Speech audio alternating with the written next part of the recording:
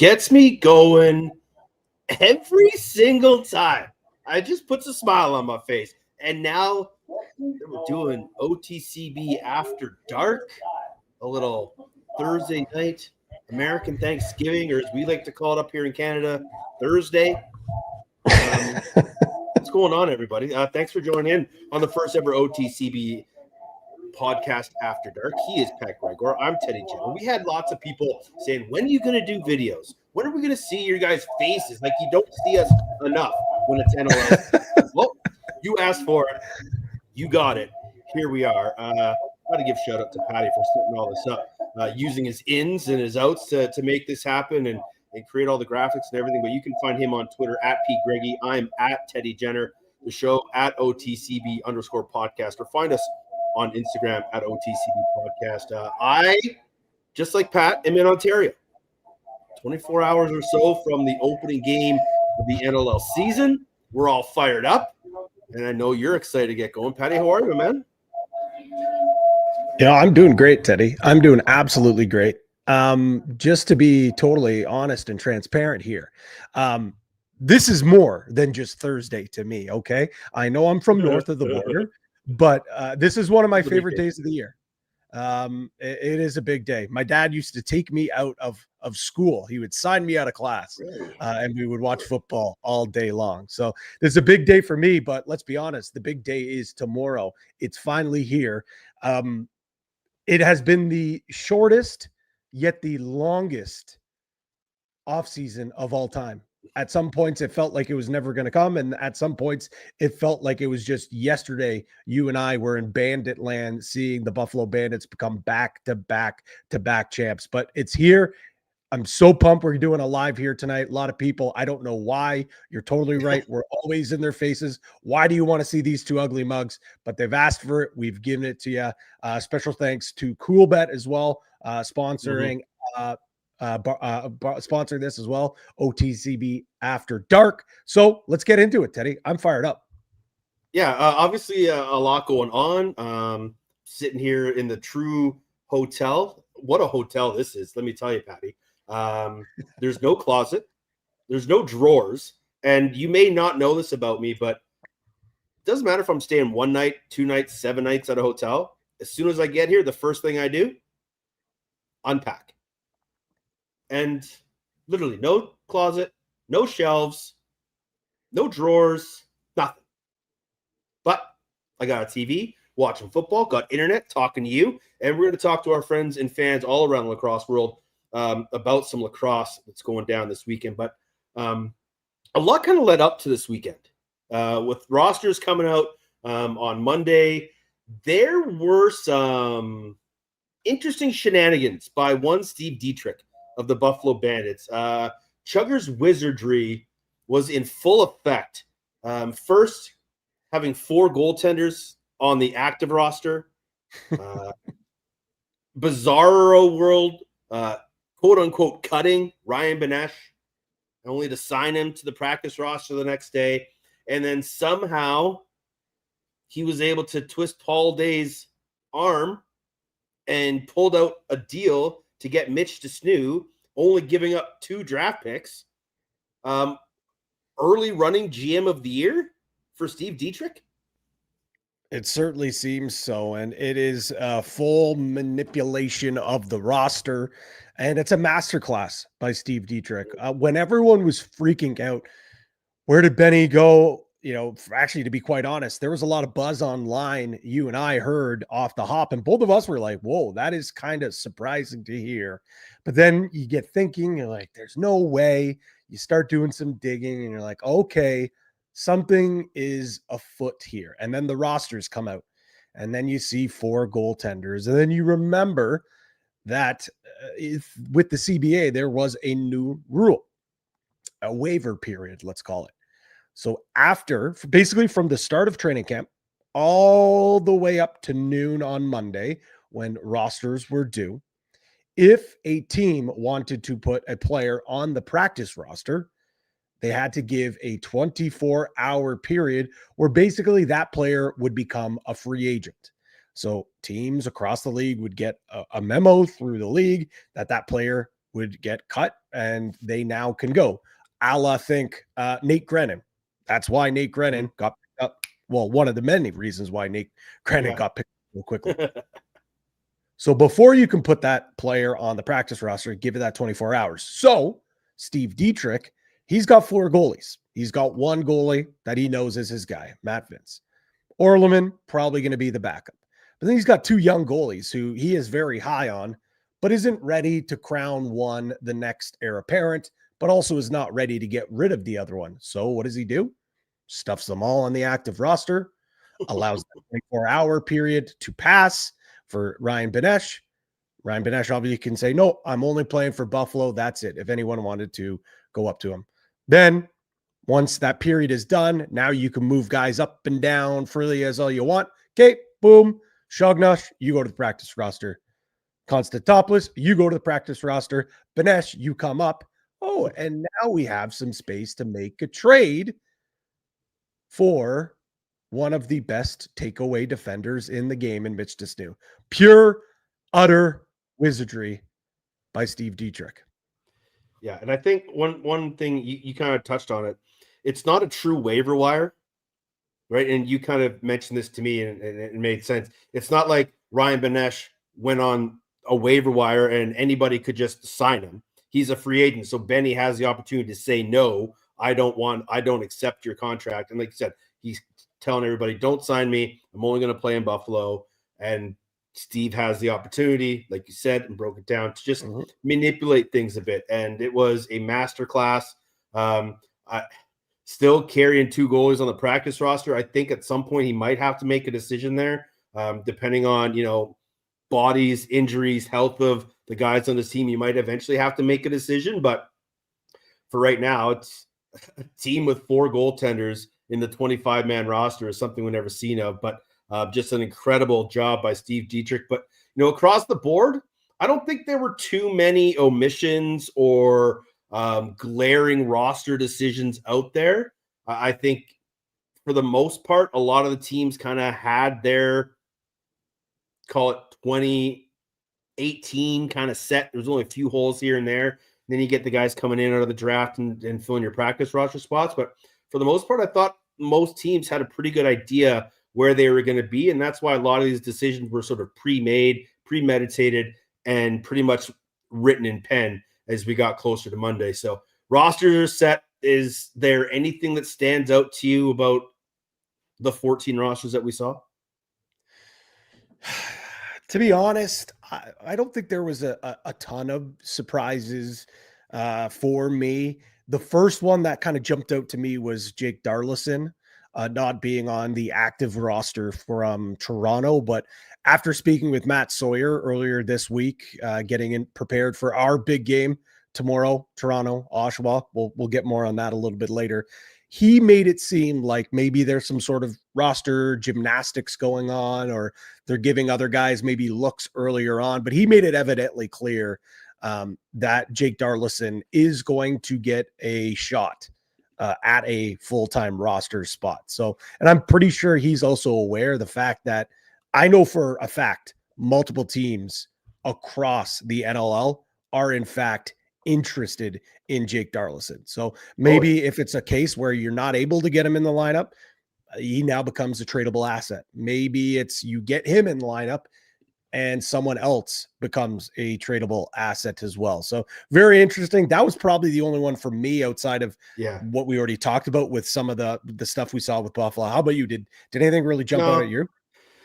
No, even just looking at some of the, like, again, this just kind of goes back to what I just said, is so many teams already had things in place. Like, there are a couple teams that really only added 1 or 2 new bodies to their, entire sort of active roster. And I think that's just how close a lot of these teams really think they are. And I think that's going to lead to a lot of early season chemistry and a lot of early season success for a lot of teams. So I really thought that, as we were breaking things down in our chat groups leading up to Monday, like, we had 4 or 5 teams already kind of penciled in of what their rosters were going to look like by, Saturday evening after the final preseason game. So it was pretty standard. I love some of the teams taking chances. Like, this Hugh Kelleher guy, I think Yeah. this kid is going to be something special. And he's only played a couple years of box.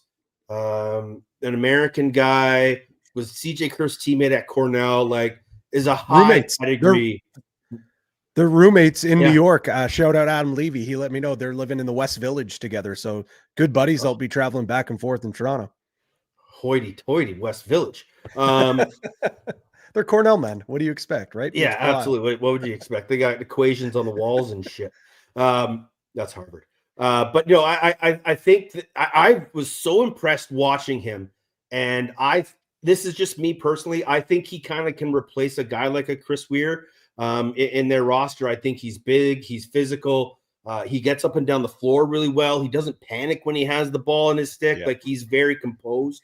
And so I like the fact that even the fact that they took him early in the second round to get him. Like, they didn't wait on Hugh Kelleher. And they obviously knew he was going to be something special. So that's one guy that I've been really impressed with, and I'm super forward to watching this year as the season goes on. Starts tomorrow night in Oshawa, which is, again, is going to be sold out, just from everything that I've heard. Oh yeah, no, it is sold out. Not a seat. Like, talking to some of the people in the organization, they said, like, they're having a hard time figuring out, like, additional media. Like, it's like they're sold out. It's a smaller press box. And now they're trying to figure out a way, because there's so much media outreach between all the local media in the Durham region, in Oshawa.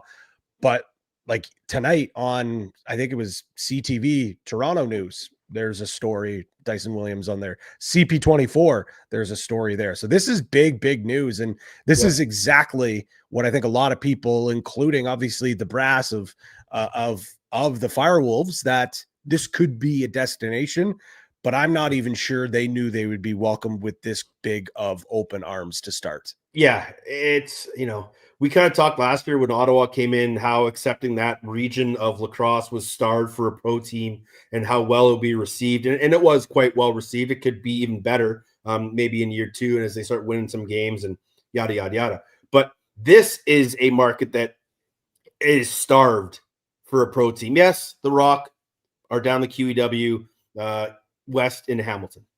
But a lot of people don't want to make that drive on a Friday or Saturday night through traffic with everything going on.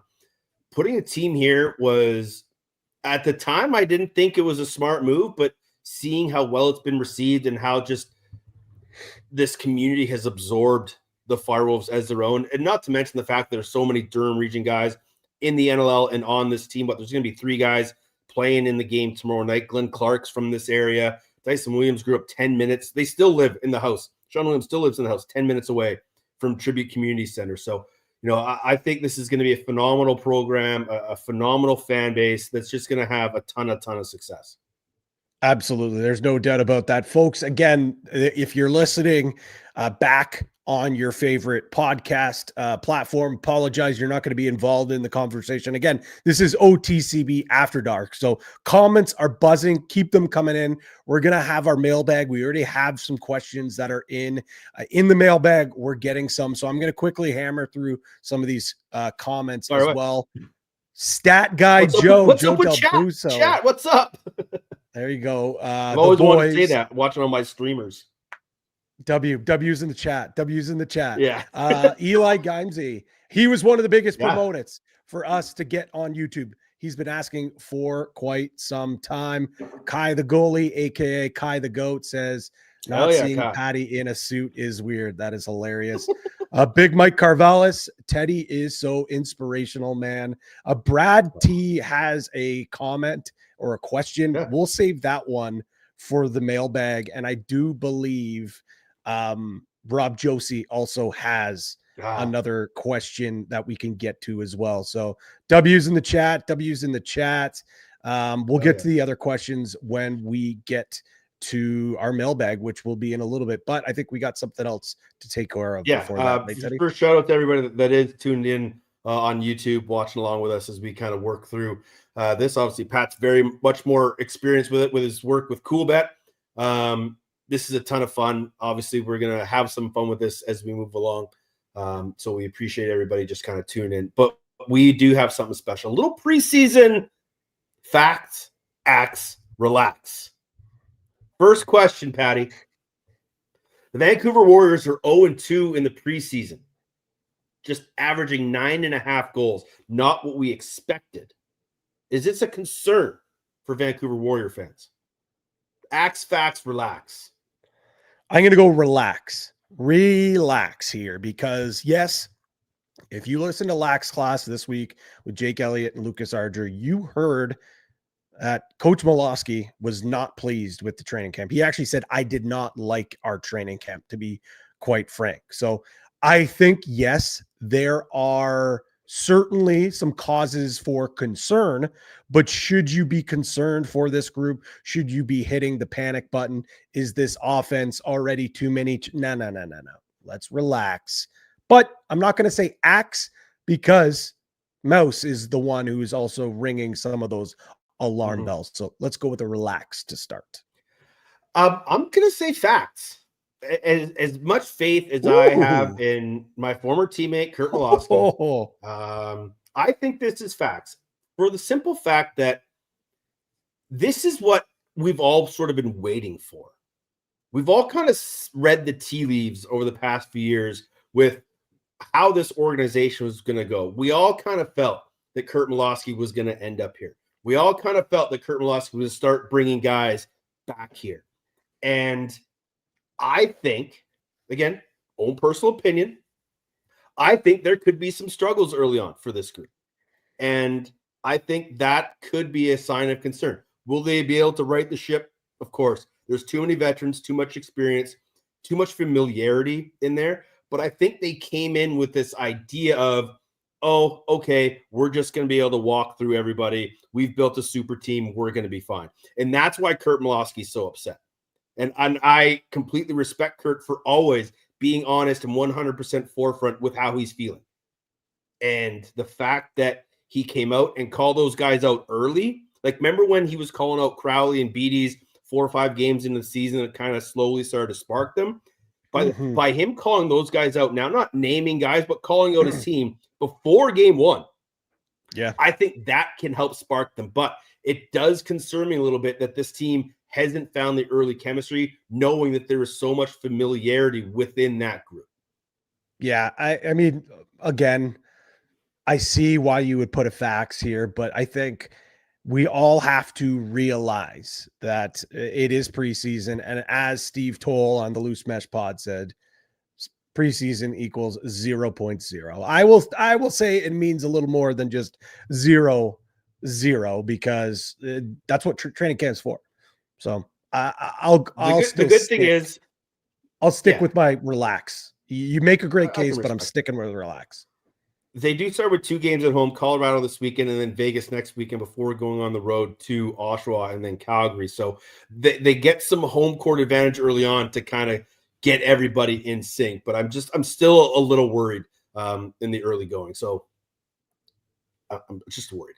Question 2. A lot of those guys' former team, the Calgary Roughnecks, a team a lot of people thought would struggle when undefeated in the preseason and are going to prove the haters wrong. Facts, acts, relax. I forget. See, this is why we have preseason as well, too. We're allowed to use multiple of it. It doesn't have to be a facts, an acts, and a relax, right? No, it doesn't. You can say whatever you want. I'm going to say relax. I was close to saying facts because, I will say facts because by saying facts just means prove the haters wrong, meaning that they are going to win some games that they probably shouldn't, that they're not the undisputed bottom of the barrel team. And I think that they're going to be a lot better than a lot of people thought, and including myself. Yeah, I agree. Seeing how they looked in the preseason with some of those young guys, I think some of those guys are ahead of schedule. I think there's going to be a little bit of the Firewolves effect that we saw a couple of years ago, not a lot of tape. But am I saying this team's a playoff team? Am I saying this team's going to go on a historic run like we saw the Firewolves did 2 years ago? Absolutely not. So I will say, though, this team is a lot better than most people say they are. For me, it's in between facts and relax, and exactly kind of what you're saying. I think that they will win a few more games than we all kind of think. Like, I don't think they're Edmonton Rush 2006. They're not going 1-15, right? They're not taking that off my mantle. Get out of here, Calgary. That's mine. I'm 1-15. I'm never going to let that go. I'm just always going to, that's going to be my NLL claim to fame as 2-time 1-15 member. I think that they're going to struggle, but I think they are going to win some games. They'll prove some haters wrong, but not all the haters wrong. I think Josh Sanderson is going to have that team playing inspired lacrosse. And just like I don't doubt Kurt Milosky, I don't doubt Josh Sanderson. I think Aiden Walsh is going to have a fantastic season in between the pipes. And if he can just play some state of the lacrosse like he was for Vancouver, I have all the faith in what he can do. So it's in the middle between, it's the gray area. We're going to go gray area, facts and relax. Final one, Patty. NLL should mandate each team streaming at least one preseason game on NLL Plus.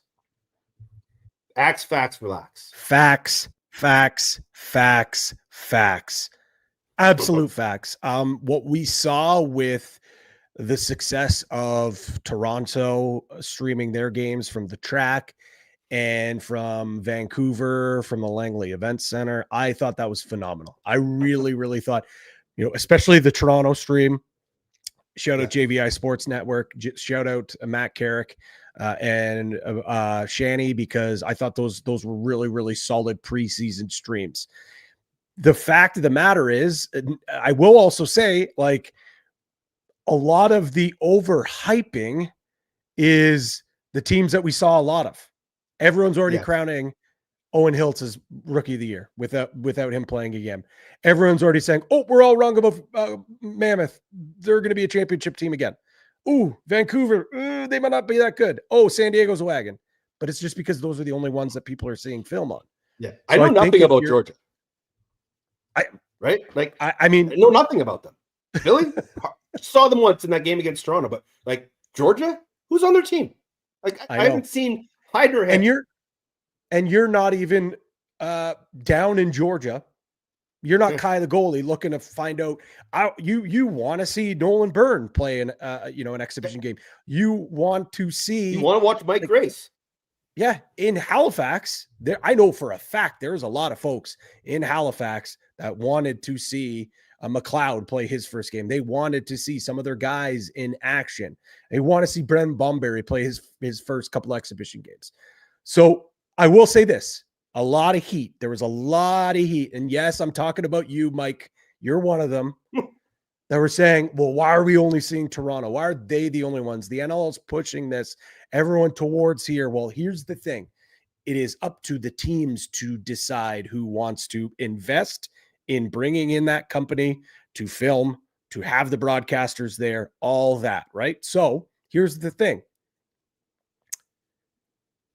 If it's up to the teams, then it's up to the teams. Why don't we say, hey, NLL, you mandate every team to at least do one? So maybe Philly and Halifax have a game. They go splitsies on a broadcast for one. Maybe there's a time where it's, Calgary and Vancouver, and they're doing one game and they split the cost. I know we just had it at CBA. I don't know if it's too late where we can erase something at the bottom and put it in there. I just really think this is the first time, Teddy, and I don't know if it's just because of technology with Discord and Twitter and Instagram and all that. This was the most hyped up offseason and camps, people talking about where guys are signing, who's making it active. I haven't seen that in ever. It was so hyped up. I think a big reason is the social media age. It is. And that's great, though, because people are talking and having those conversations. And we see it in other sports. And I think that will elevate the conversation if we see a little bit more live action games. And because let's be honest, every team, I'm pretty sure, has to film it, like mandated by the league. You have to have the game recorded. And both teams probably want to have it recorded anyways, so they can go back, watch the film, So the whole argument of, well, the ILA or the Brampton Memorial doesn't have strong enough Wi-Fi, That's not true. I've broadcasted from both those buildings before. They have hardwired internet. We can do it.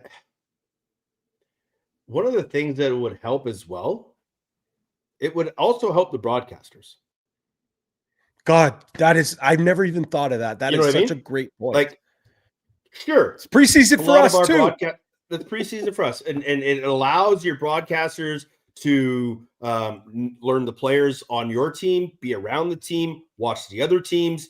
But also, Jake was in a perch in the far corner of the LEC, and they had one standard camera in the middle of the floor. It might even have been a VO camera. Like, I don't know what actual camera they were using, but JVI goes above and beyond. Like, they're one of the best production companies in the game of lacrosse right now for what they do. Shout out to Gary and all his crew at JVI. It doesn't take much to stream a game. Like, you could, I'm sure Oshawa could say, hey, Pat, we're going to set up a camera and we're going to give you a mic. We don't have much of a seat for you, but would you mind coming and calling the game just so we can put it out there? It's not that hard. And I know we all want high-end quality production, but it's preseason. We just want the games on there so that we can see what's going on, right? So, and now I agree. It is a fact. Plus, yeah. Sorry, with now NLL Plus, it now allows, like, there's a platform there. You don't have to worry about, okay, where are we streaming this? Is it going on the YouTube page? Like, it's all there. And it's not NLL Plus, where I know folks south of the border, they don't get to watch games on NLL Plus for the regular season like we do here, but there you do. For those, you get to. So for me, it seems like an absolute no-brainer. Again, it's easier said than done because there is a lot of buy-in investment. But you bring up such a great point. Like, I was listening to the Buffalo Sports Collective. They had Nick Kloss on, play-by-play, going into his second year, play-by-play with Georgia. Fantastic broadcaster. Guy's got a really bright future ahead of him. He was mentioning, though, like, I don't have a game for a couple of weeks. Talking to Scott Arnold and Dan Malta, the two new play-by-play and color commentators for Oshawa, they don't do it for another couple of weeks too. It probably would be nice for them to dip their toes in, get a couple of games in, like you said, acclimatize themselves to the play, to the other players, but also the players that are going to be coming into town later on in that year. Yes. Sidebar, because, we've seen Toronto a bunch, so we have game film on Toronto. We got nothing on Oshawa. So I reached out to a couple people and said, is there film anywhere? Well, they're like, oh yeah, it's on Huddle. That's where the teams have access to it. Well, I don't have access to that Huddle. You might, I don't. So there needs to be a way for, even if they just record the games and then upload it to NLL Plus after. I don't need a broadcast. Yeah, that's true too. Yeah. Right? Sure, it helps. But if we just want to watch the games, just stream it. Just record it and put it to NLL Plus after the fact, or put on the league's YouTube channel, or wherever you want to put it. Teams can put it on their YouTube channels, wherever it may go. But I agree. It's a fact. We need to do a better job for the broadcasters, for the fans, for everybody. And you're talking about the Discord and chat groups and all that stuff, which is awesome. The Anything Lacks Discord is a fun time to be around.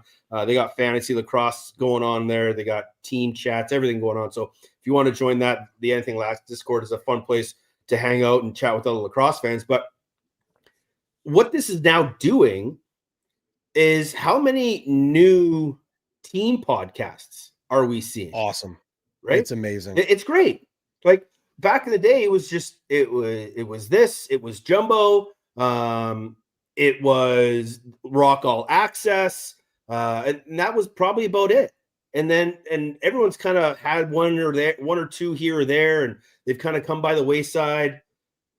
But now, with so much hype around the league and the season and fan bases, seeing all these other spin-off podcasts is just great, because the more people talking about it, the more access, the more energy, the more life we have around a sport, the better it is for everybody. And that leads us to opening weekend, Patrick. Friday night, tomorrow, the debut of the Oshawa Firewolves in the Tribute Community Center. You can watch it on TSN, TSN Plus, ESPN Plus, and NLL Plus. It is going to be a phenomenal game. I jokingly said I hope it's not the last time these two teams played when Albany stomped all over Toronto 15-4. We had that game on TSN. I don't think it's going to go that way. I think these two teams are a lot more evenly matched. I'm super excited and fired up. What's your biggest thought process going into this game of how these two teams match up? Hold on. Sorry. This is bad producing on me. I should have done this when you said that. There you go. I'll get better. I'm a touch board. Yeah, exactly. What was the question again? I'm dead serious. I forgot. What are your thoughts going into the first game? Yes. Okay. There's a lot. I mean, I think both, like, the one theme that really resonates with me is that both teams are desperate to kind of put last season in the rearview mirrors and bounce back and get back to, what we know when it comes to these two teams. Toronto, a perennial playoff team, like very, very unusual for them to miss the playoffs. They had a lot of injuries. They trade a couple of pieces away at the deadline. It did allow some of the younger guys to get a little more burn, get a little more experience, but all things considered, a nightmare when it comes to a season for the Toronto Rock. On the flip side, you had Albany then, the Firewolves, come into this season with expectations through the roof. Guys, in the rookie season, making it to the finals and just falling to the Buffalo Bandits. And then some injury troubles happen as well to some pretty big names on the back end. A couple offensive players go through a little bit of a lull, and then boom, they turn things on. Offensive, defensive coordinators switch it up, and they almost make it to the playoffs.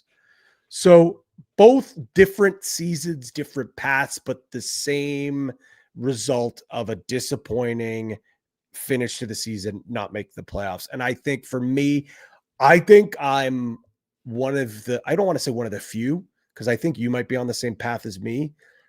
I think Toronto should be a team that's hosting a playoff home game in round one. Like, I think that's how much they get back. And I think you could say the same with Oshawa. I am so unbelievably high on both these rosters, and I just have such high expectations for both teams to put everything that happened last year. You learn from it, and then you kind of throw it in the garbage, and you start this year on a new foot. And I am so excited because we're already seeing a little bit of bad blood between these two teams in the media, giving shots to each other about who's really the team of the GTA. We were trying to find like a nickname to give this series. I don't think I came up with one. Like, I was trying to find, like, apparently this is like the golden horseshoe from Niagara Falls to the edge of West Durham, to the edge of West Durham. Like, maybe it's the golden horseshoe rivalry. I don't know. But whatever it is. Like, Buffalo's just off the golden horseshoe. I know. It's just right there. It's crazy. I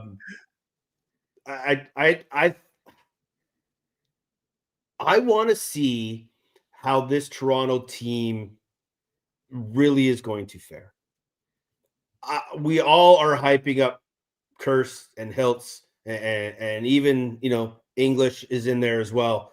But the fact that they're, other than TD Erlin, the fact that they're healthy and all the trials and tribulations they went through last year, I think this is a team that has championship aspirations. And at the same time, like you said, I think Oshawa has those same aspirations. And maybe except for a few teams in the NLL this year, I think everybody really feels that they have a chance to win it this year.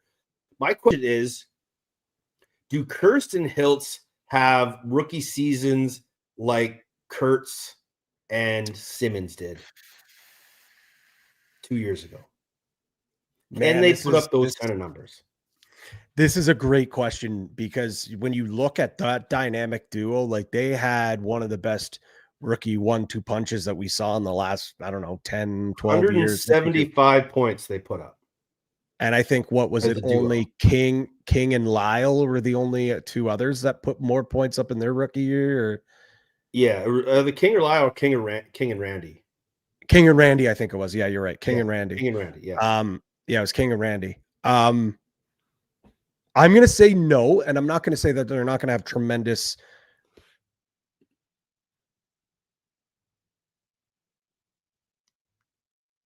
Did I lose you? I lost you. You back? You lost me for a second. We're back though, right? Yeah, you're there. We're back. Vibes are high. I don't, and I'm not taking away from what the season that they will have or could have, but there's too many other mouths on that offense that have to eat. Chris Bucci and Dawick both coming off 40 tuck seasons. You look at the left side with Mark Matthews being healthy, which is a scary, scary thought. And Dan Craig, who I think is in a perfect situation where he's a number 4, but he's still going to get his as well. For me, I think there's too many mouths to feed, and not saying that's a bad thing. I just think, and front door Chow and Rogers. Let's not forget about him too. Front door Chow, back door Chow. We don't know what he's going to be. But when you look at what that Firewolves team had outside of Walker, it was their offense. It was Kurtz and Simmons' offense.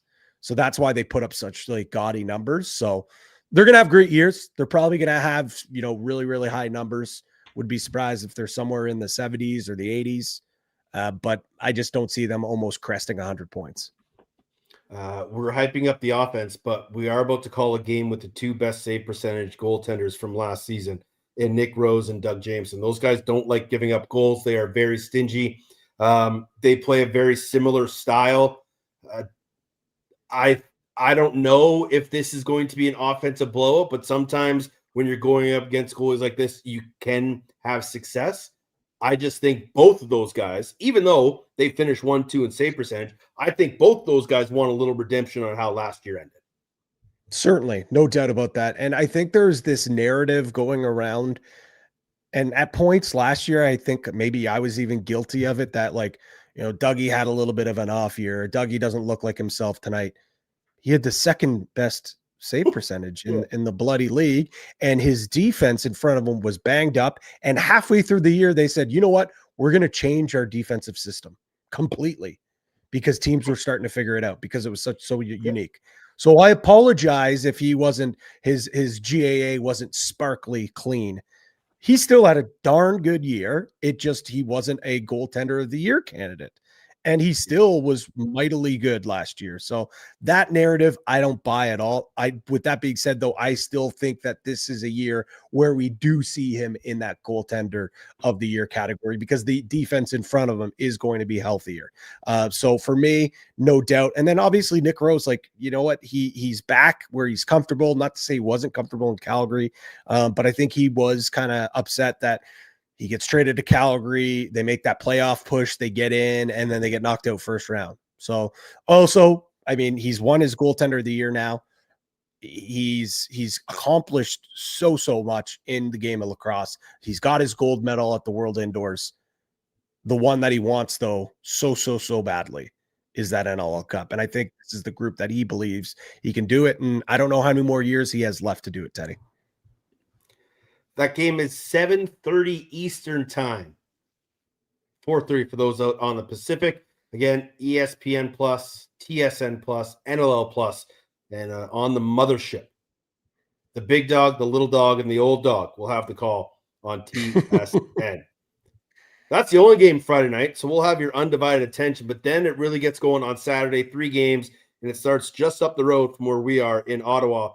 It's the Black Bears and Seals. Again, 2 teams that a lot of people have questions about. Again, they could be teams that finish 4th or 12th.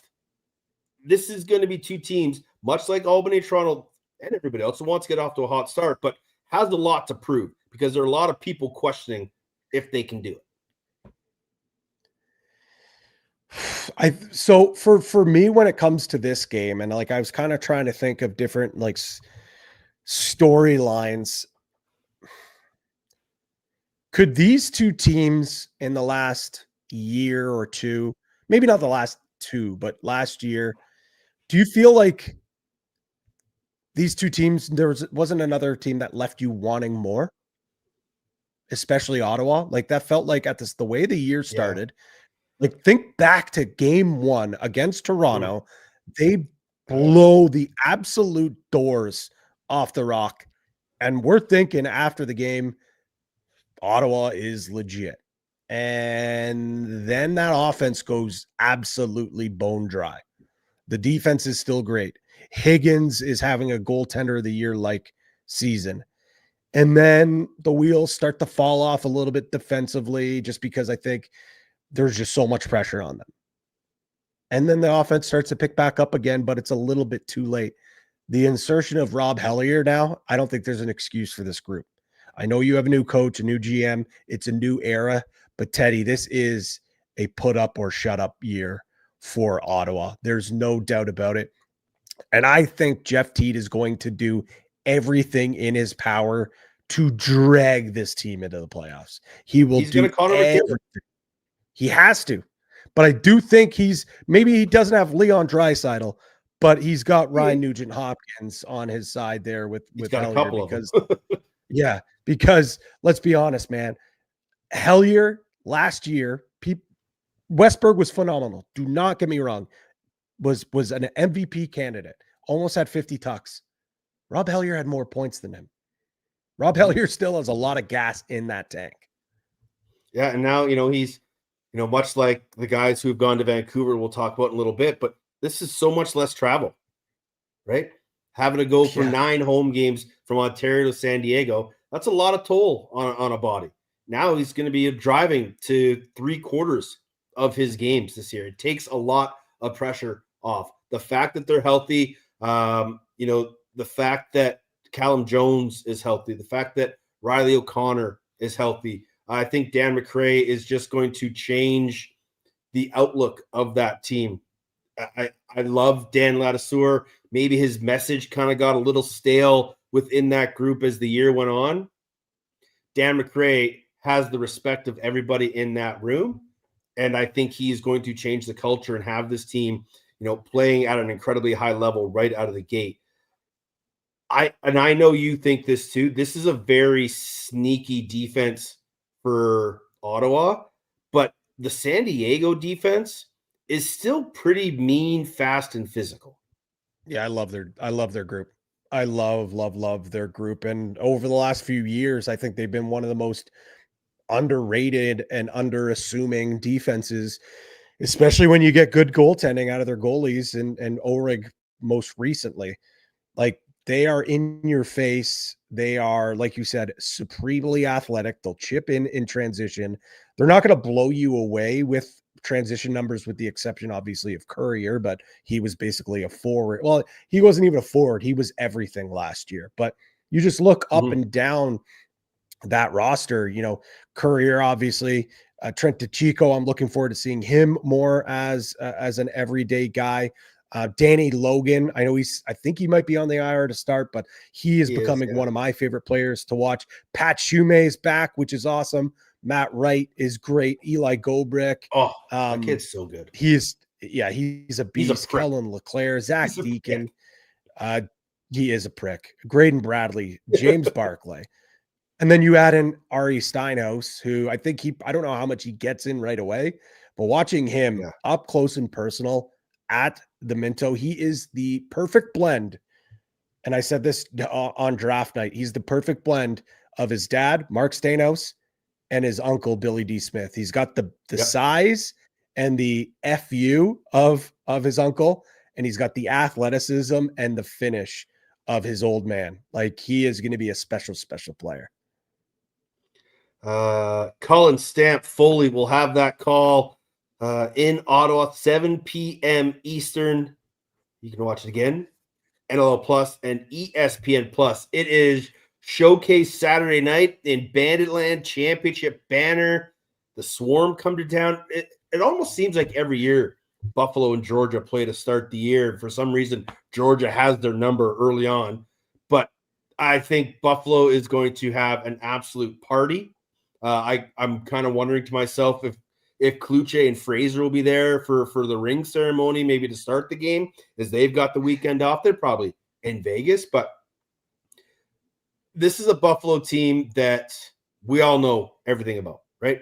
Sure, they've lost some bodies. They filled some holes. Chugger worked his magic like we talked about. This is still going to be a championship team that, as JT will say, no one's talking about the four-peat. We can do that for them. They're going to have visions of going all the way once again. And I think that's a group that has the belief that they can do it. Yeah, I guess with Buffalo, like is it me? Like I'm still like, I don't want to spoil, but like they're still my pick to win. Yeah. Is if two players leaving, like, is that big enough of a concern? Like, why are people sleeping on the Bandits? Is it fatigue, Teddy? Or is it just because everyone else got a little bit better? Yeah, I don't understand. I don't understand it. No, I think it's people want to see history, but they don't want to see history, right?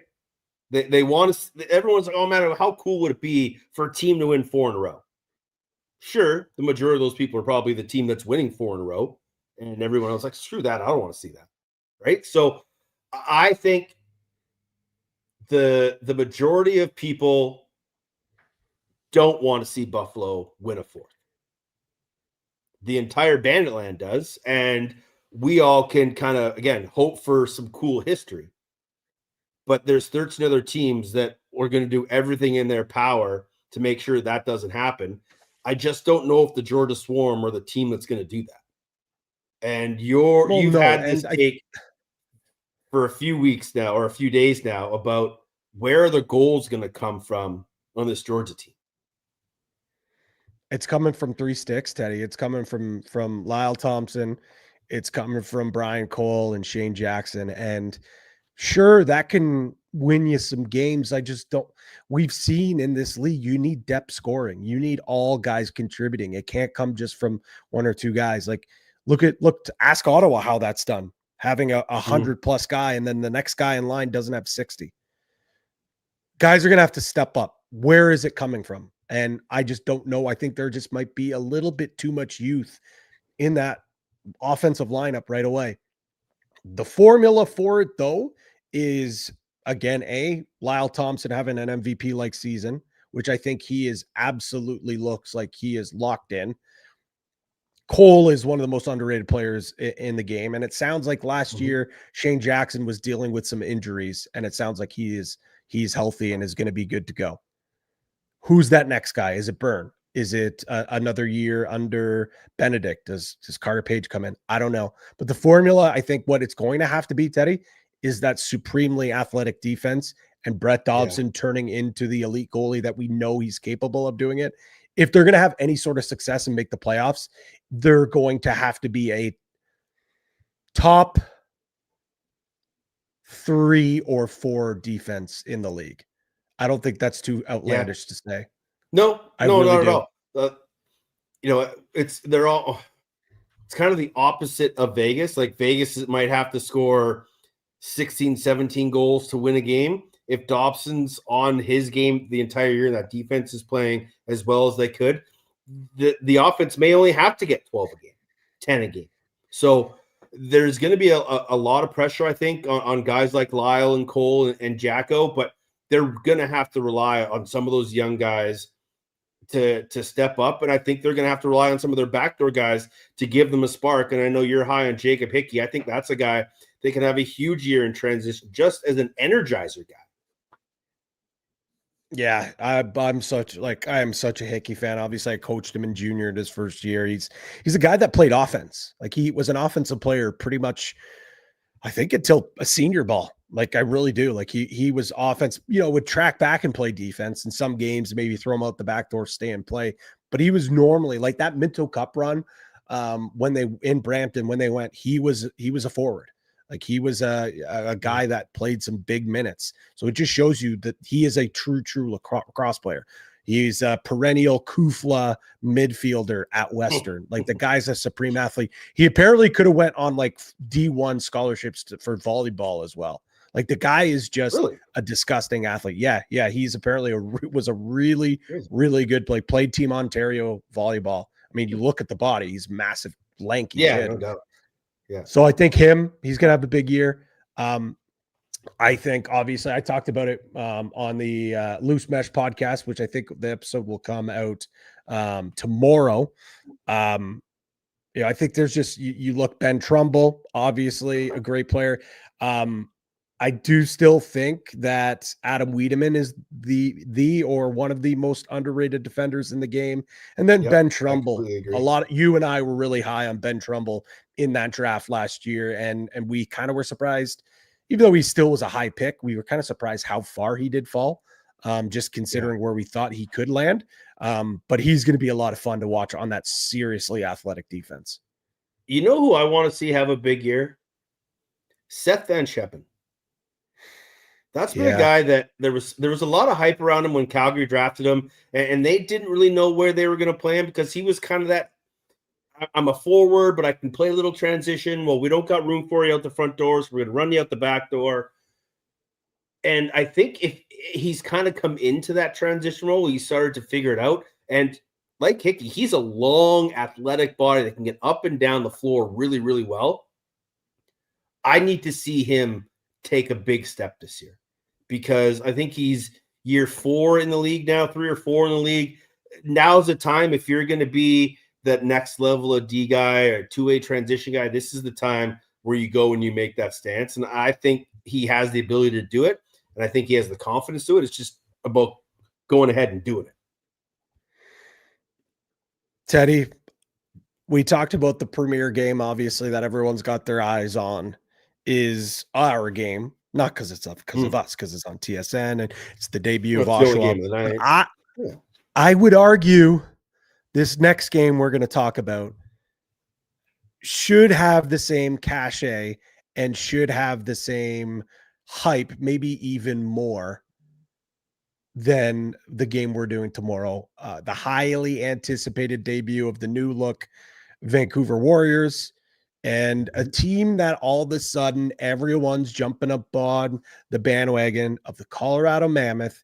And you know better than anyone, whenever Warriors and Mammoth meet up, it is sparks flying. Well, it adds to it that the fact that they played the preseason game last weekend and it was all chippy as all hell. And you had 36-year-old on his birthday, Matt Beers, dropping the mitts with Warren Jeffrey at center. Unbelievable. He choice apparently, according to the sources, Warren Jeffrey was given the choice of either Subak or Beers, and he decided to take the 36-year-old. Whoa. And luckily for both guys, they didn't land on any of those haymakers that they were throwing. But that was a heavyweight tilt. And I don't know what comes of that this Saturday. Maybe it's one of those things where they got it out of the way so they don't need to deal with it. But if you know Warren Jeffrey or you know Matt Beers or you know Jackson Subak, they're not going to shy away from chopping a guy. No, and they're going to go 120% every shift, and they don't care. They will try and hack the bone, to quote The Simpsons. And I think this game will be as chippy as they come. You're right. This is a very much anticipated game of the week for me. Just go back and look at the past regular season games we've seen from these teams. Like what? Colorado has 2 different 8-goal comebacks against Vancouver, previous regimes notwithstanding. Like these 2 teams play incredibly exciting lacrosse. So Colorado, Vancouver, get your popcorn ready. 7 p.m. local time, 10 p.m. Eastern. Jumbo, Brad Challoner, Kat Stefanowicz. It's going to be a heck of a lacrosse game at Rogers Arena, and I can't wait. It's unfortunate that SummerSlam and the Vancouver Whitecaps game will be going on at the same time, but that's what multiple screens are for, because you're not going to want to miss this one. But I want to see this comment here. About, what's it say? Clarence has scored the Warriors' first goal of the season in the last 2 straight seasons. Does he do it again? I think they drop a set play for him on the first possession. They ISO him, and he goes to the rack. So here's the thing. 100%. Coolbet.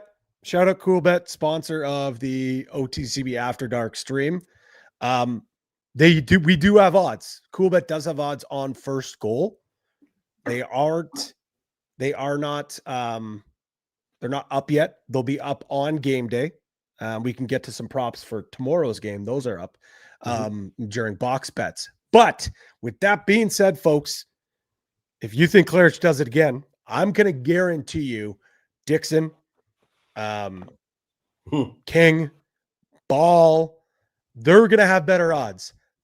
Tino may have just indicated the bet of the weekend with Claridge scoring that first goal. Or you do the Evan Schemenauer and just always bet anyone else. Yeah, anyone else. Yeah. On the other side, you said it. Everyone's kind of hopping on the hype train of this Colorado team. I mentioned it on Loose Mesh. I too am very high on this team. I think Ryan Lee looks as good as ever, barring injuries that he's had. I think Andrew Q is going to be in the MVP talk. I think Thomas Fella is going to have a good breakout year. Sure, they've lost some bodies and lost some size, but I still think there's a very athletic offense. And you still have one of the best D units and goaltenders in league in Dylan Ward. This is an MO for everybody. If you can stay healthy, you should have a very successful season. And I think if Colorado can do that, they're a team that is definitely fighting for a home playoff game, even into the second round. Listen, we know what you're getting out of your defense and what you're getting out of Dylan Ward. Some of these faces stay the same, and then you get new ones that kind of just, you pick and pluck. Like, Owen Down, I think it's only his third year, but it feels like he's been playing on that team for a billion years. It feels like he's been there forever. Connor Knock comes in as a rookie this year. By week 3, you're going to be like, this kid's 6-year vet, Connor Knock, because that's just the game that he plays. Connor Cook's fitting into this group really well. Dylan Hess, I know you are a massive fan of, and I am becoming a big fan of him as well. So you just put all those guys together. The defense will be fine. Will Malcolm, precipice of becoming a superstar in this league. Ryan Lee, one of the most electrifying forwards in the game. Andrew Q, as clutch as they come, and is going to be such a big part of this offense. Similar to what I said with Georgia, I have more faith in this offense than I do in Georgia. But what we're seeing from Dylan McIntosh, is that Fugazi, or is that what we're going to see in the regular season? Is Braden Saris going to be? I think it is, because he's looked really good. And even when he has been in games, look at that. Remember that run with Vancouver near the end of the year? Like, he was playing really well lacrosse. Yeah. It's okay. But does Vela or Bucktooth, who takes that third spot? It's Vela. I mean, sure, Bucktooth just got activated. So I'm not saying it's too. Yeah, but I think he still retains the PR. I think they just need an extra body. Okay, fair enough. I'm just saying, like, who is and then Saris, like, full transparency.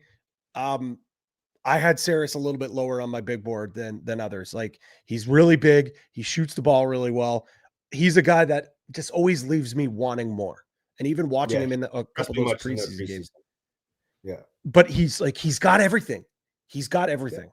So if he can unlock that at the next level, he's going to be a problem. I just need to see that at some point. Is he going to be able to do that this year?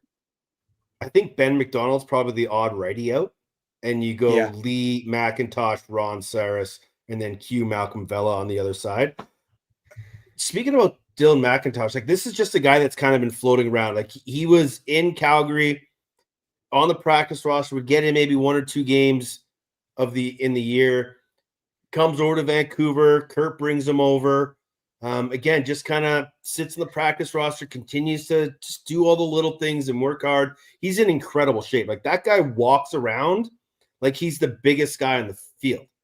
And that just might be his posture, but he's in phenomenal shape. And he's got an incredible shot. He's got a great first step.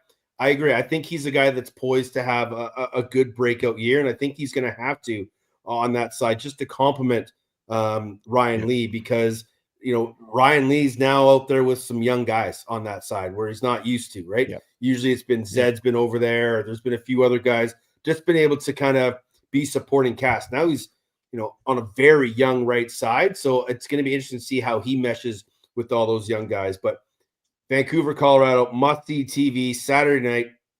Brad and Jumbo will have the call, and we'll be watching on ESPN Plus, TSN Plus, and NLL Plus, where you can watch all of the games. Those are the 4 games this weekend. It starts Friday with us in Oshawa. We hope you all join in and watch the fun. And let's get to some real fun and answer all these questions in this week's mailbag. All right, Patty, where do we want to start? Let's, you know what, here. Shout out Graham Perro. His and Big Mike with a great comment here. They got mail. Yes, we do got mail. Lots of questions this week. Shout out Graham Perro. NLStats.com took an absolute beating this week for me and you and all the other broadcasters that are getting ready for their games this week. But he also has a fantastic question for us in the mailbag here. Kind of ties into what we were talking about earlier on for Lax, Facts, and Relax. We've seen teams in the past add a bunch of big name stars, but not end up being the championship contender that we expected. The Boston Blazers. Well, that's a deep cut. The San Diego Seals, etc. Could that happen to the Vancouver Warriors in 2026? Or does the fact that many of them were teammates in Calgary reduce that possibility?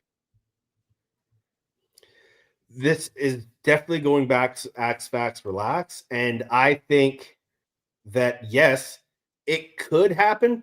I don't think it will. As much as I said it was facts that them starting 0-2 is a concern.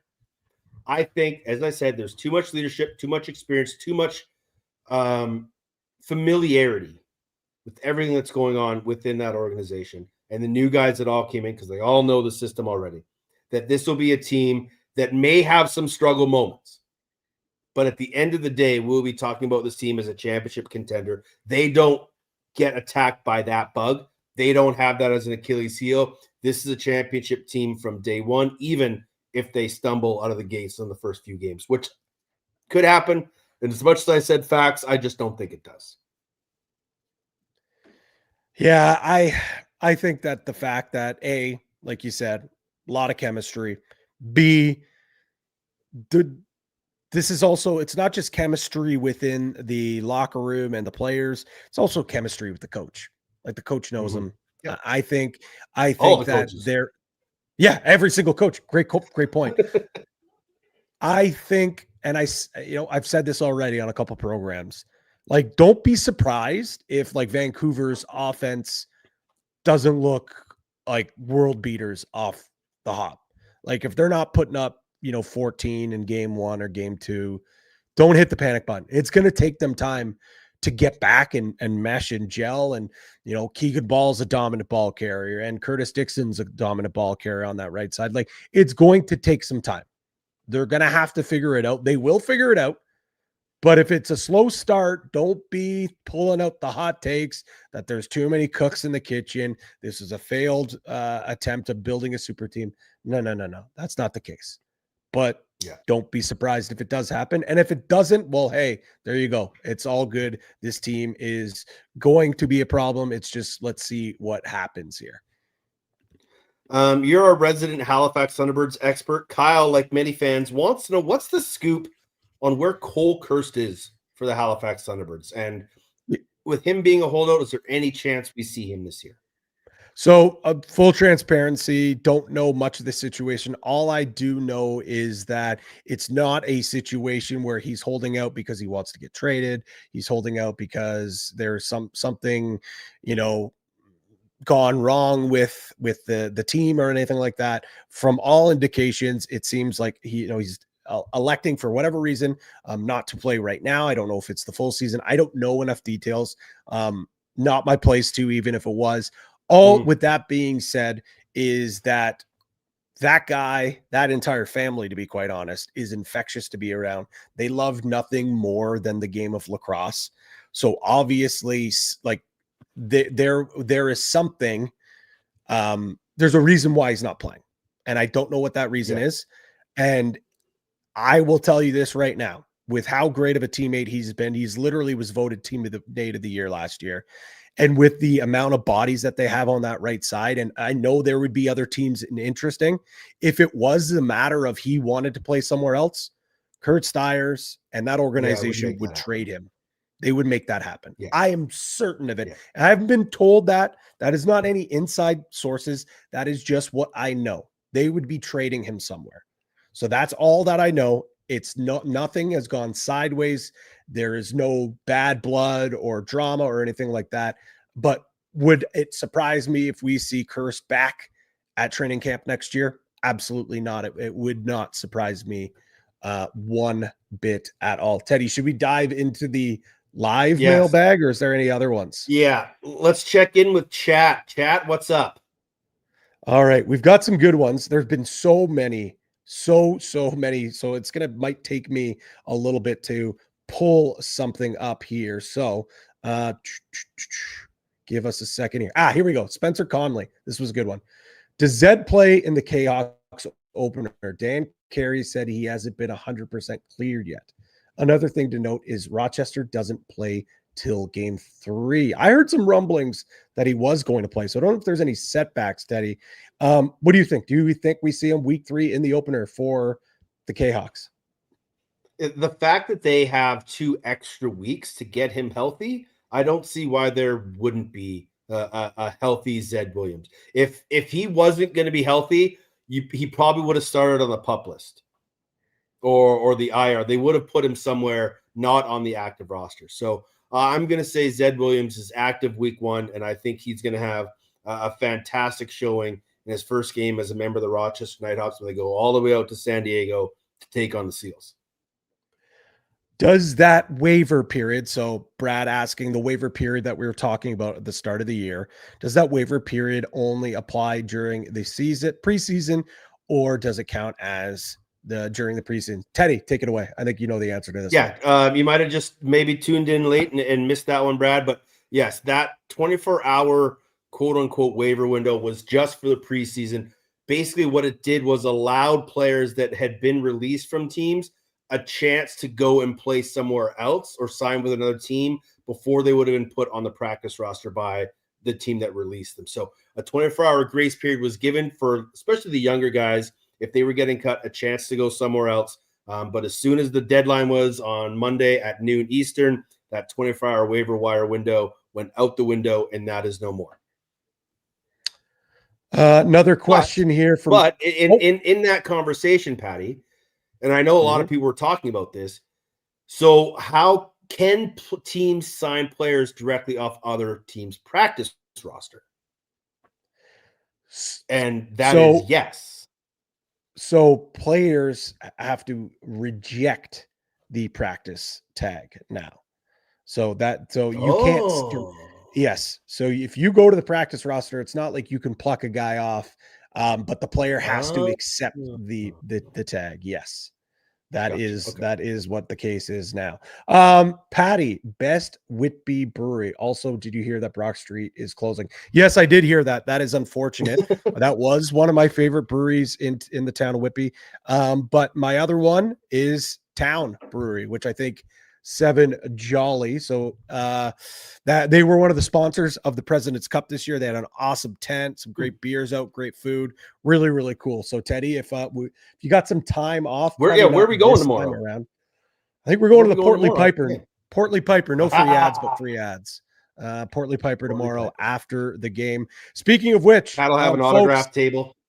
No, absolutely not. But speaking of which, folks, if you are going to the game tomorrow, we're going to be tucked up in that box, but post about it, put it out there, get that hype going. It's going to be a lot of fun. And it sounds like, here we go. Brad, big beer guy, I guess. Town is doing the Firewolves theme beer this year too. Okay. Love to we'll have to ask Wiz for a couple in the box. Yes, of course. Wins That's it for by a the little delivery. live. That's it for the Huh. live mailbag. Some of the other comments and questions. We do have Kai the goalie in here, so we'll keep it PG. So keep the comments coming. Keep them clean, folks. I know this is OTCB after dark, but let's keep it clean. All right. Well, let's get into we're not in years past we've done who our award winners have been, and a lot of times we're picking the same guy, and it's not good conversation because it's bad pretty standard podcasting. and boring. Yeah. So this year we're gonna do dark horses to win. All the standard awards: MVP, MOP, defensive player, transition, goalie, rookie, head coach, and GM. But dark horses to win. And we won't spend a lot of time. We'll keep things moving quickly here. But we'll start at the bottom. GM of the year, I'm going to say Patrick Merrill for bringing in Connor Robinson, Corey Small, giving up Rob Hellier, finding a bit of a youth movement, finding a way to move Zach Currier back to his more comfortable role defensively. And I think San Diego is going to have a bright year this year. I think they're going to get further than they've ever been. And I think Pat Merrill will be your GM of the year. As a dark horse. It's a great pick. It's a great pick as a dark horse. I'm going to go with Brad Self. I think that trade alone to get rid of a player that you know was not going to suit up for you at all and bring in a dynamic player like Andrew Q. I just think what he was able to do with that, obviously the trade for McIntyre is a great trade as well, or at least it looks like it's going to be. So for just those two moves alone, again, this is dark horse. Dark horse. Oh, also drafting Connor Knock at that position, I think, is going to be one of the best picks of the draft. So give me Brad Self. All right. Head coach of the year. I'm going to say Josh Sanderson. I waxed poetic about him earlier. As we talked about, will they surprise people and prove the haters wrong? I think they will prove some haters wrong. I think this team is going to be better than what people are expecting them to be. I think they're going to overachieve. And I think that Josh Sanderson is going to be up for coach of the year. Mike says Dawick GM of the year when Joe Rez comes to Toronto. Love that conspiracy theory. Although not really much of a dark horse considering what he did this offseason. My dark horse, and I feel, well, one, Teddy, I'm with you. Sanderson was my pick for the dark horse. The other one that I have written down here, but I'm actually going to agree with Kai the goalie. If Georgia makes it in with that young of a roster, give it to Ed Como. For him to be in a quote unquote rebuild, having young talent players to have them buy in. I'm going to go with Big Eddie C. My other pick there, I did have Dan McRae, but I'm thinking about it now. That's not really a dark horse because we see it all the time. First coach come into the league. If they make the playoffs, there's no doubt he's getting a crap ton of votes. Rookie of the year. And I mentioned his name earlier because we just haven't heard much about the Georgia Swarm and how they've been doing in preseason. We haven't seen anything. And I'm super hyped to see him play because we didn't get to see him play at the World Championships a couple years ago in San Diego when he got the ankle injury. But Mike Grace, I think, is going to step in and have a fantastic rookie season.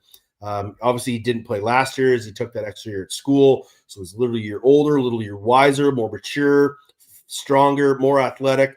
And when he was drafted in the NLL, I remember everybody was raving about this guy. Like he's going to be, the next Brody Merrill type guy to come into the NLL and be a shutdown D guy. So dark horse rookie of the year because they never give love to defenders. Case in point, Will Johansson and Adam Poitras last year. Give me Mike Grace, dark horse rookie. Again, another pick that I was very much interested in. And you know me, stand for the stay-at-home D guys. But let's be fun here. I'm going to go with your boy because I know you wouldn't pick him and put pressure on him. But Noah Manning, I think that he has been turning heads all preseason long. We all knew how good he was. We knew how talented he was, how much of a lax rat he is. But I think he has arrived on the scene. And I think, remember what I was saying off the top of the show, Calgary's not going to be as bad as everyone is. And one of the big reasons for it is because Noah Manning is going to come into this season and really, really proving like, oh my goodness, he's arrived and this guy's a ball player.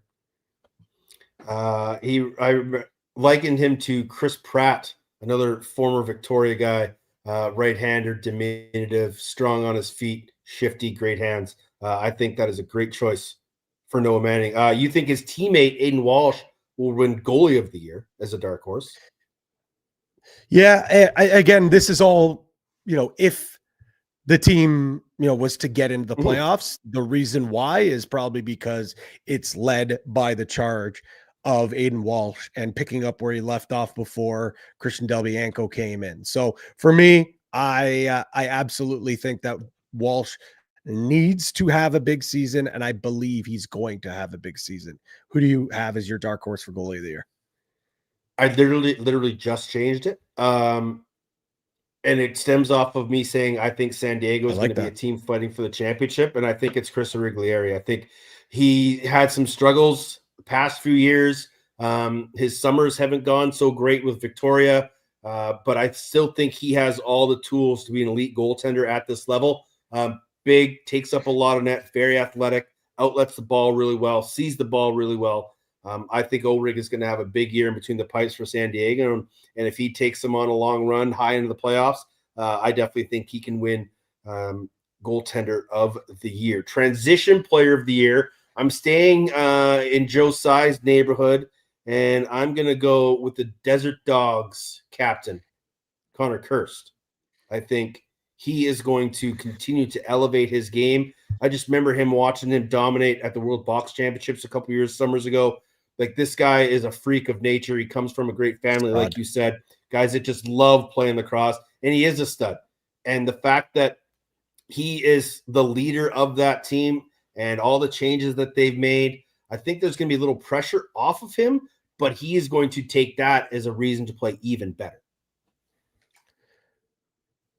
Mike, no, the defending transition player of the year is not eligible for the dark horse transition player of the year. Come on, buddy. Stick with the program. We're talking about dark horses, not the favorites. Come on. My transition player of the year dark horse is starting to age like milk because they bring in Mitch Desnew, and this might take away some of those touches. And no, Mike, Boudreau doesn't count as a dark horse either because he was a finalist. He's trolling you. He's trolling you. Stop it. Don't feed the trolls. How many times I got to tell you this?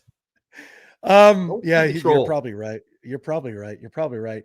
But for me, I don't care. Even if Desnew does take away some points from him, this is a guy that has been a heart and soul, hard hat, steel toe boots, pack a lunch, go to work, and he's added such a transition element to his game, yet the guy doesn't get the respect he deserves. Nick Weiss out of the Buffalo Bandits. He has become such a weapon in transition. He is still a offensive force out the back eight, pushing the ball in transition, yet he still has those hard-nosed, gritty, stay-at-home defender elements to his game as well. So I'll give me Nick Weiss transition player of the year for my dark horse. Who is your defensive player of the year, Patrick? In the dark horse. I've been banging my drum for this one, and I think first things first. If it wasn't dark horse and you don't have Latrell Harris as your number one heading into this season, give your head a shake. But this is not the exercise.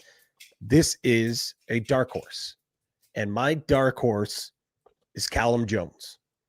I think Callum Jones, if healthy, has the capabilities to, we talk about how important Jeff Teed is to the offense and that team. No doubt about that. When we talked about earlier, Teddy, when the defense started to fizzle a little bit and when they started to pick it back up, there is no surprise that when they started to struggle is when he got hurt, and they started to play better is when he came back in the lineup.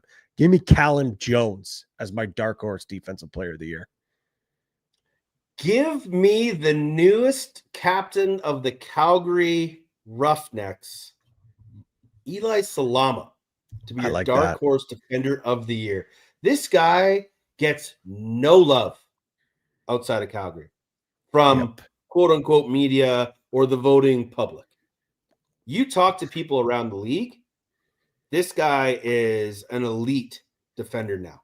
And he is going to be tasked with running that defense and being the voice of reason and the voice of strength and veteranship. I'm excited to see what Eli Salama can do. He's a friend of the program, and just an all-around great guy. And the fact that he was given the C is going to help him elevate his game to the next level. So I got Eli Salama as my dark horse defender of the year. Most offensive player. This was a tough one because I'm trying to think of who's probably going to be in the running and then who's kind of on the surface of maybe being in the running. And this one might be a bit of a cold take, but I'm going to say Curtis Dixon is going to be in the running for MOP this year. I think being back home in Vancouver, much like we talked with Hellier, the lack of travel that he now has to do playing at home on the Lower Mainland is just going to give his body that much more energy throughout the season, and maybe a game or two to kind of get his feet wet in that Warriors jersey. But at the end of the day, Curtis Dixon is still one of the most electric players in our league, and he has the chance to score 6 goals with 4 of them being highlight reels each and every night. Well, we know that offense, once it starts clicking, is going to score a lot of goals. So certainly he is going to have a ton of opportunities to get there. I do think though, Teddy, like it is like a 4-horse race. It's Dane, it's Josh, it's Teat, and probably Fields in there. But I'll go with Fields' teammate. And he, from a points perspective, didn't have his best season. From his goals perspective, had a career year. And he had an unbelievable summer with the Six Nations Chiefs, winning his first Man Cup. Give me Ryan Smith. This is a certified Ryan Smith moment. I think he's going to have a massive year on one of the best right sides in the game. He is a friend of the program, and I think he's going to have a big year, and I think he's going to be a dark horse for MOP. This is a Smithers Stan account 24/7.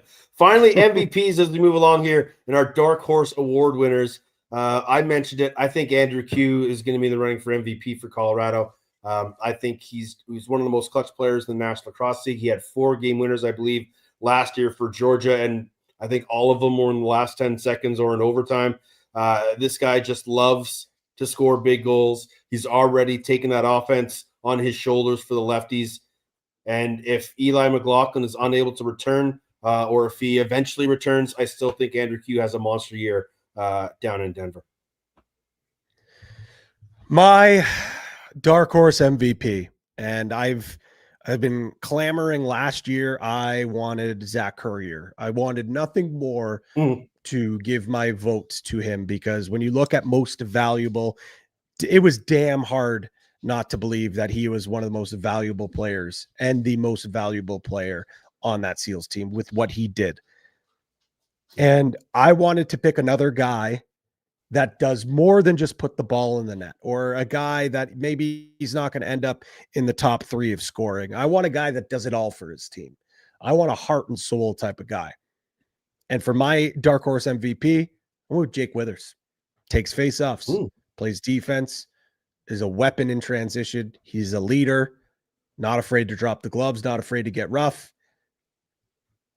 Pretty damn valuable to that Halifax Thunderbirds team, if you ask me. So let's give me the Wiz for MVP dark horse for this season. I don't have it in front of me, and it's going to take me a while to find it if I find it. But while you look, yeah, here we go. What's he got now? This is actually a good dark. This is a dark horse. That is a dark horse. Joey Rez. All right. Yep. That's if I don't know if you saw this. I said that somewhere. You may have MVP dark horse. Mark Matthews, career over goal goes over 100 assists. Goes over 100 assists. Ooh, running that lefty side. See, and then see. So these are some good ones. Certainly some good ones. there are a few things coming into the National Lacrosse League this year that fans have been wanting or clamoring for, and some of are just different stats that they're going to be recording, possessions, touches, things like that. But our boy Eddie Tabone over at First Line Stats, he has won clean face-off wins.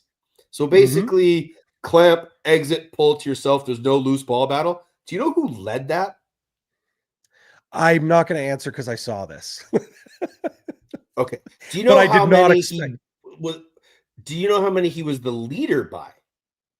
No, I don't. Justin Anasio won 140 clean faceoffs.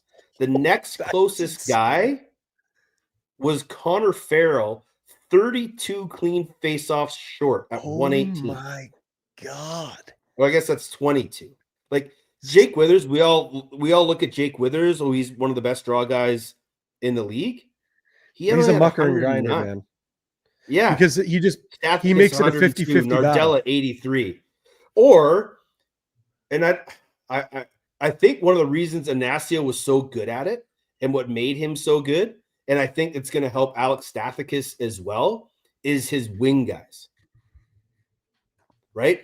Justin Anasio could pinch, pop, fire it right back to Eli Salama or Ethan Teissers. Stathakis pinch, pop, fire it right back to a Reed Bowery. TD Erlin was pinch and popping it, firing right back to Challen. So having good wing guys obviously helps that if you have a good clean exit. But you're right. Farrell, Withers, those guys really like to muck things up, and they don't often have the clean exits. But it just kind of blew my mind of how much further he was ahead of everybody in that stat. So keep an eye on all the stat sites, whether it's NLL stats, whether it's the league stats. There's going to be some new stats being included this year, and it's going to be a lot of fun to just kind of keep tabs on all that. You bet whether you're an analytics guy or not, you might just be a straight stat guy. But if you are an analytics guy, make sure you're checking out Ty Merrill's site. He's got a ton of stuff. I know Jake was looking for like second chance scoring and 30-second resets. Ty's got all that stuff. He does an incredible job over on his website. So if you are a stat geek, there are tons of resources out there for you to go to find what you need. Another new thing coming, Patty, and we're hopefully going to see this tomorrow night. A new referees replay system is coming to the NLL.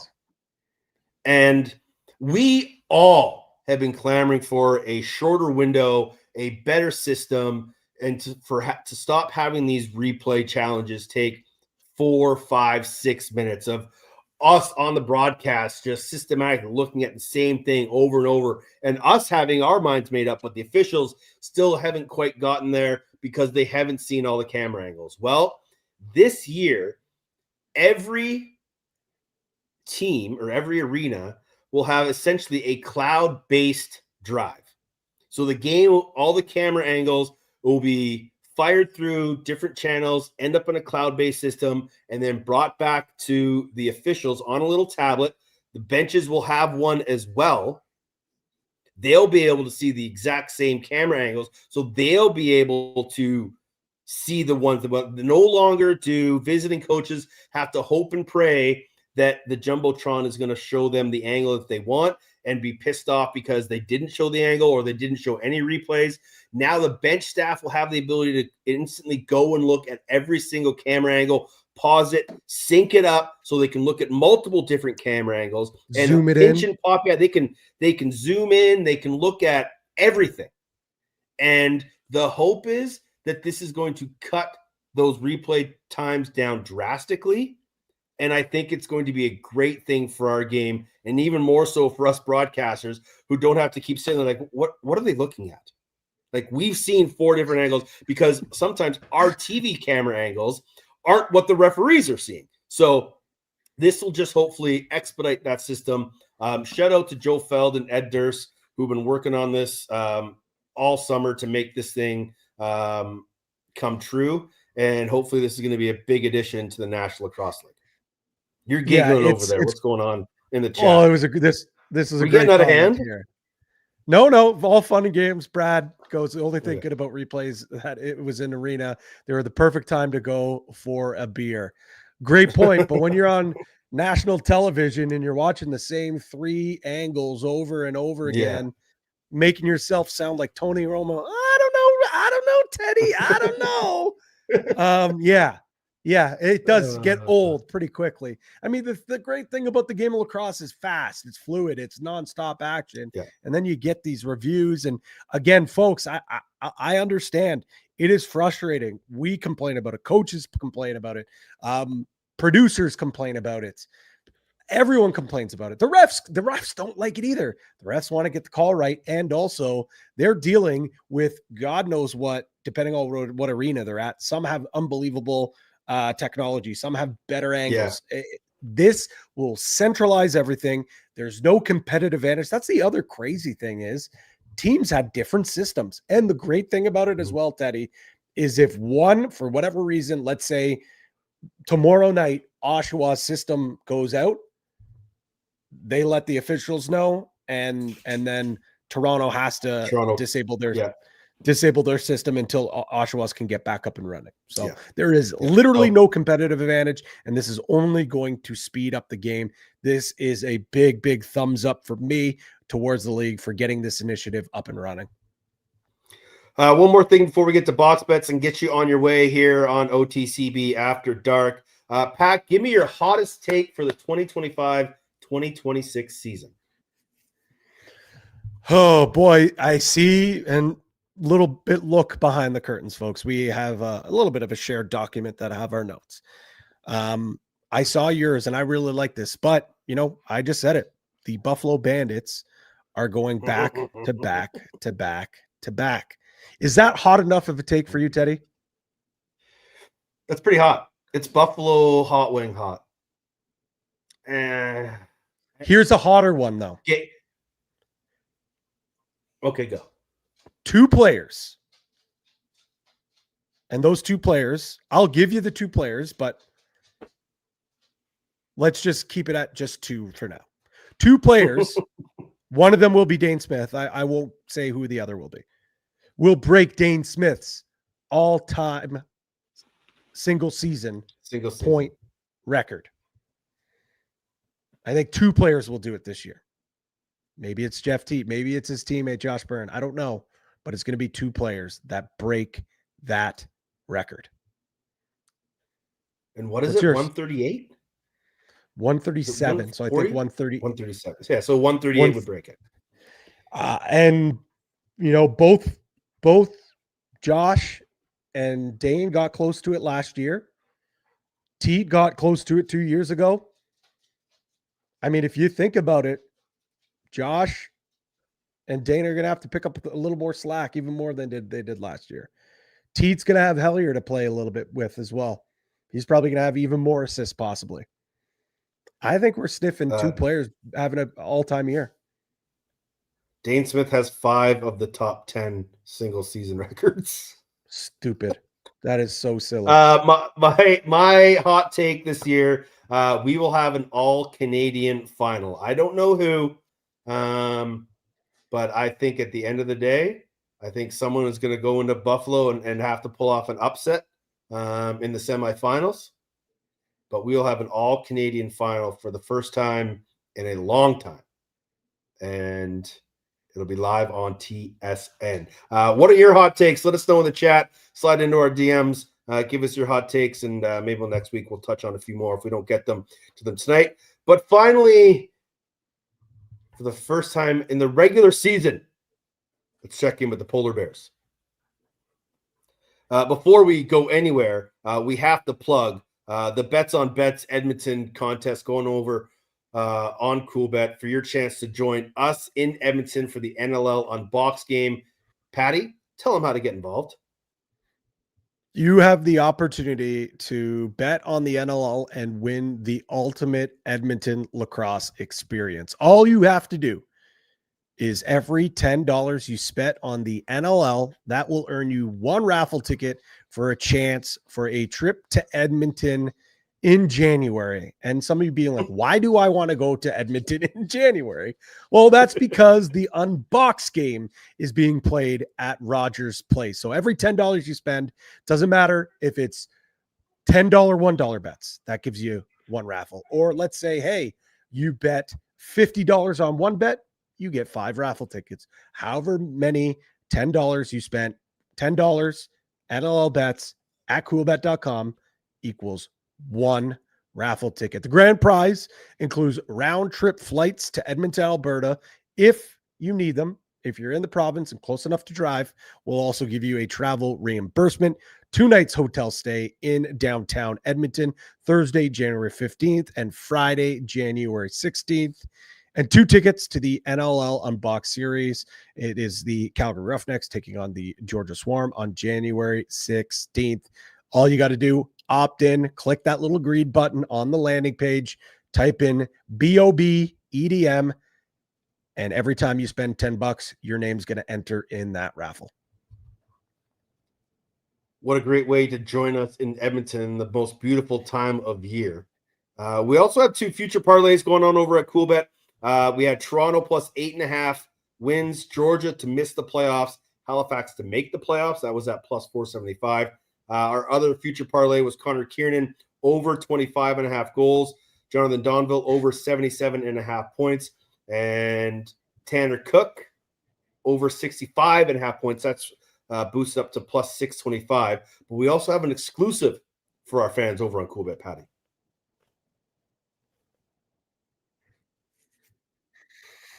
Yeah, the fans spoke. We gave a poll on Twitter earlier this week, and it's not the juiciest number, but it is a fun bet to track all weekend long. 95 plus goals scored on opening weekend, plus 150. I think the implied odds were plus 125, I believe, but they boosted all the way up to plus 150.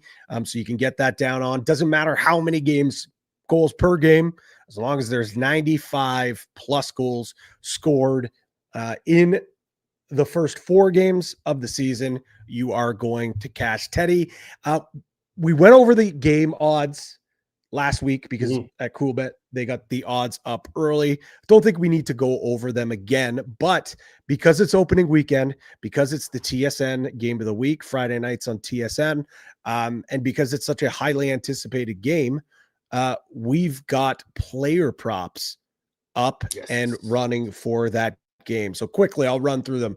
Alex Simmons, his goals set at 2. Chris Bushi also set at 2. Dan Craig, 1.5. Dyson Williams, 1.5. Ethan Walker, 1.5. Mark Matthews, 1.5. Ty Kurtz set at a solid 2. And El Presidente, Josh Dowick at 2. For the player points, Alex Simmons, 5.5. Chris Bushi, 4. Dan Craig, 3.5. Dyson Williams, 3.5. Ethan Walker, 4.5. Josh Dowick, 4.5. Matthews, 5.5. And Kurtz, 5. And last but certainly not least, sorry, Tino, not available yet for the Vancouver game, but player to score first. Take a stab and guess who has the best odds to score the first goal of the game. Were they watching preseason? Were the Polar Bears tuned in to NLL Plus? So it's not Owen Helps then. So it should be. It should be, you're right. Challen Rogers? Nope. Challen Rogers is 18-1. Oh. Think of the other team. Simmons. Yeah, Simmons plus 525. Josh Dowick plus 550. Chris Bushi 6-1. Ty Kurtz 7-1. Ethan Walker plus 750. Mark Matthews 8-1. Dan Craig 9-1. Dyson Williams plus 950. Challen Rogers 18-1. And Patrick Kaschuk 20-1. Really? Getting a little bit of a transition defender love in there. No other option just yet. I think that will probably be added closer to game time. But yeah, that just goes to show you, folks. I know And Brad talks about the NLL Alt Sports Data Partnership. I think that's a great movement for the league. It's going to allow Alt Sports to collect all the data from the NLL, and they're going to be able to create different odds and get them out to all the different sports books. But the good thing about that, Teddy, as you saunter away, the good thing about that is Coolbet's already got all these odds. So if you're looking to get involved in the game, if you are looking to get the best offering in all of box lacrosse betting, or heck, you want to bet on the Black Friday football game tomorrow, college hoops is going on, as Teddy mentioned, Survivor Series, you name it. The options are endless. Or if you want to join us in Edmonton for that contest, all you got to do, and you're not a cool better yet, go to coolbet.com. You're going to hit join. You're going to sign up. And before you make your first deposit, you're going to use that promo code OTCB, and we'll deposit your first deposit up to $200. What are the odds for Survivor Series? Great question. Let's pull them up. Okay, so the face team. Yeah. So Cody Rhodes, CM Punk, what is it? The Usos. Roman Reigns, the Usos, plus 175. The heels are minus 250. I'm hammering the heels. Yeah, I think the heels. Dominic Mysterio minus, and Stat Guy Joe Really? Acknowledging. Yeah, Dominic Mysterio is the favorite right now. Minus 435. John Cena plus 275. Real Ripley and the faces for the women's War Games match, minus 833. The heels are plus 425. And then Stephanie Vicar is minus 5,000. Nikki Bella's 12-1. We do have, how about these odds, Teddy? How about these odds? We also have participant to make the pin and participant to take the pin. Yes, and who gets pinned. Right now, the favorite, Bronson Reed to make the pin, plus 135. Jimmy Uso, minus 115 to take the pin. What's you can check out Logan Paul to take the pin? Plus 155, so he's second shortest odds on the board. Braun Breaker, plus 150 for that. Cody Rhodes gets pins, says Michael Carvallis. Plus 700, the odds for Cody Rhodes to take the pin. Good luck. That's dead money right there. As always, a dark horse, That's a dark horse. Head over to coolbet.com and enjoy the fun. Again, use that promo code OTCB, and as always, stay cool. Bet responsibly.